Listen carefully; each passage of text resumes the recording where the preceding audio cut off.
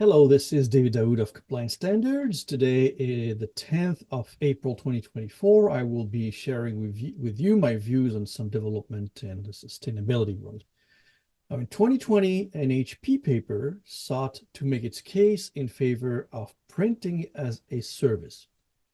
The argument was interesting. It started by equating the print as a service model to subscription services like cable TV or streaming platforms.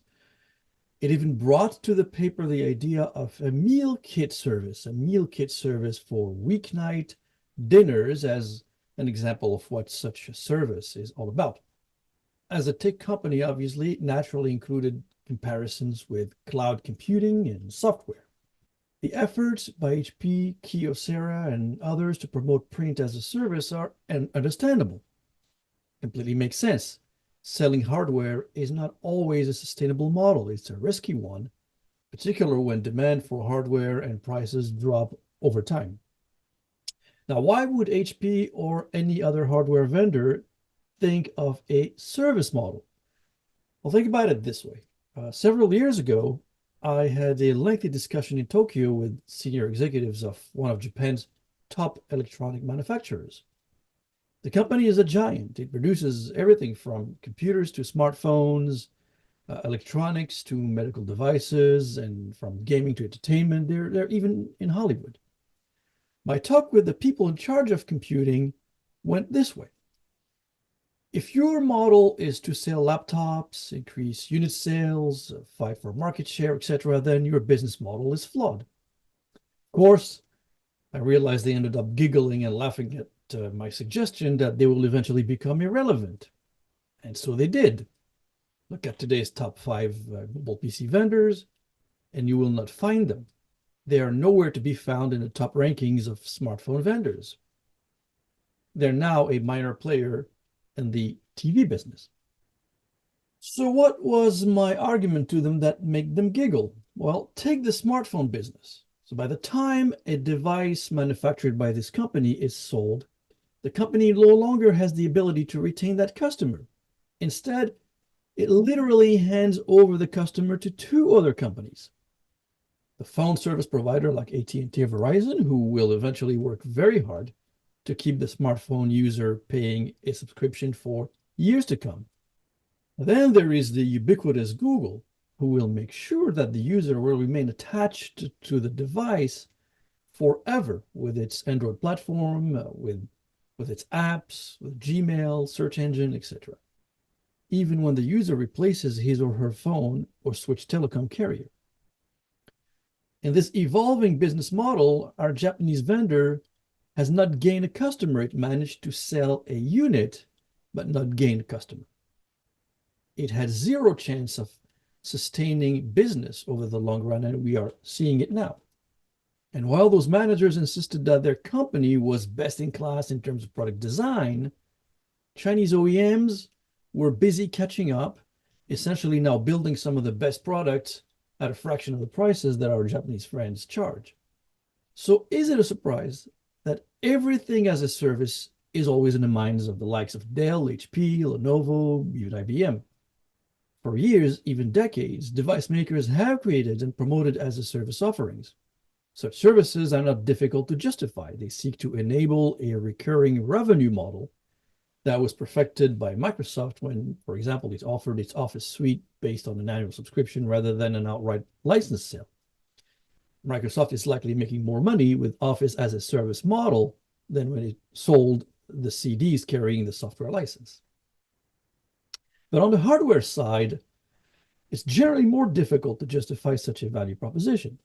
And this is because offering a computer or a printer as a service is not clearly understood by clients based on the arguments put forward by vendors.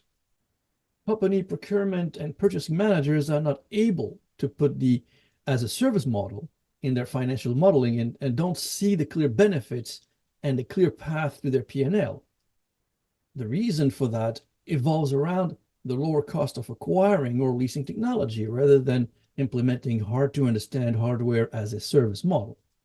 With technology getting cheaper over time, many companies decided that even leasing may not always be their best option from a cost and accounting standpoint.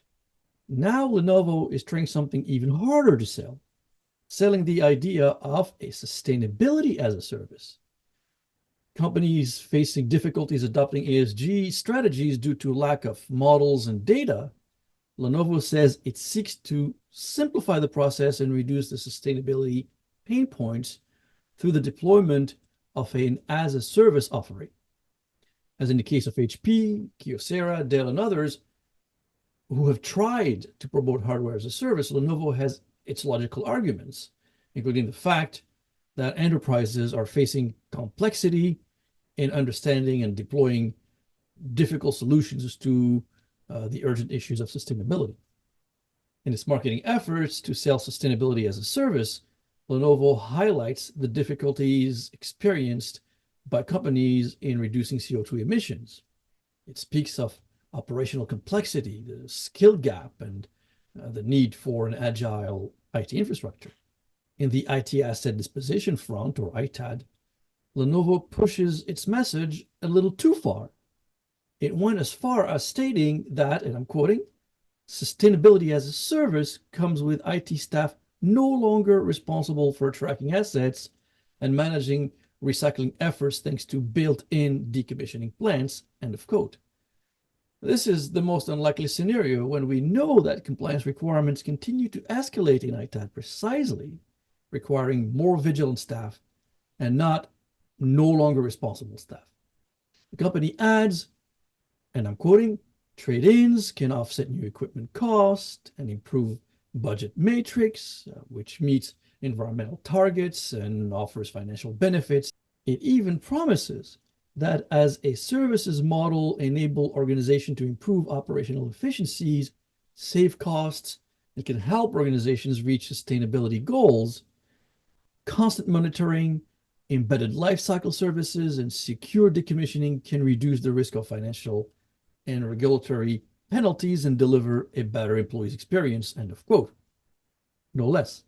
These are clearly sound bites that a small ITAD vendor would list in their marketing materials, not necessarily a major OEM with a PC market share of more than 25%. The question then is, what kind of offerings does Lenovo have to offer in concrete? In the white papers that Lenovo sponsored, there have been mentions of telemetry and remote monitoring, but these features do not equate to a full-blown sustainability or advanced ITAD programs. They're certainly necessary tools, but they are only a small contributor to the broader sustainability efforts undertaken by companies in and around their complex IT infrastructure and business processes. So while I'm very skeptical about promoting the idea of sustainability as a service, can Lenovo help its clients improve their sustainability and ESG positions? And the answer is yes. In the fourth quarter of 2023, Lenovo's share of PCs worldwide stood at a near 26% mark, according to Gartner. The company shipped more than 16 million units in the fourth quarter, up 3.2% year over year, in a market that registered zero growth.